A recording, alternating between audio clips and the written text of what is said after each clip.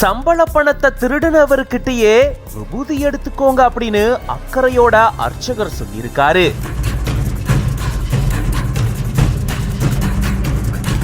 கோயிலுக்குள்ளேயே புகுந்து அர்ச்சகருடைய சட்டையில இருந்தே சம்பள பணத்தை மர்ம நபர் திருடின சம்பவம் பரபரப்பை ஏற்படுத்தியிருக்கு.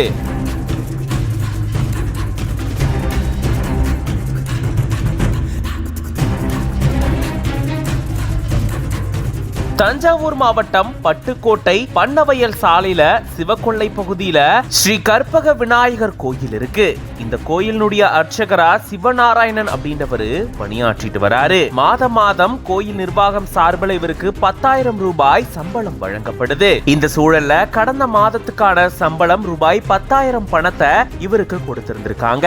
அந்த பணத்தை தன்னுடைய சட்டை பையில வச்சுட்டு கோயில் கற்பக விநாயகருக்கு பின்னாடி இருக்கக்கூடிய பரிவார தெய்வங்களுக்கு அவரு பூஜை செஞ்சிட்டு இருந்திருக்காரு. அப்போ அங்க இருசக்கர வாகனத்துல வந்த மர்ம நபர் கோயிலுக்குள்ள சாமி கும்பிடுற மாதிரி வந்து அர்ச்சகருடைய சட்டை பையில இருந்த 10,000 ரூபாய் பணத்தை திருடினதா கூறப்படுது. சுத்தியும் முத்தியும் யாரும் இல்ல அப்படின்றத பார்த்து உணர்ந்ததுக்கு அப்புறமா பணத்தை இந்த மர்ம நபர் திருடக்கூடிய சிசிடிவி காட்சியும் வெளியாகி இருக்கு. யாரோ சாமி கும்பிட வந்திருக்காங்க அப்படின்ற எண்ணத்துல அர்ச்சகர் விபூதி எடுத்துக்கோங்க அப்படின்னு அக்கறையோட அவருக்கு சொல்ல அந்த நபரும் விபூதி எடுத்துட்டு பணத்தையும் திருடிட்டு போயிருந்திருக்காரு. இந்த சம்பவத்தால கோயில் வளாகத்துல பரபரப்பு சூழல் ஏற்பட்டிருக்கு. இது தொடர்பா பட்டுக்கோட்டை நகர போலீசார் விசாரணை மேற்கொண்டுட்டு வராங்க.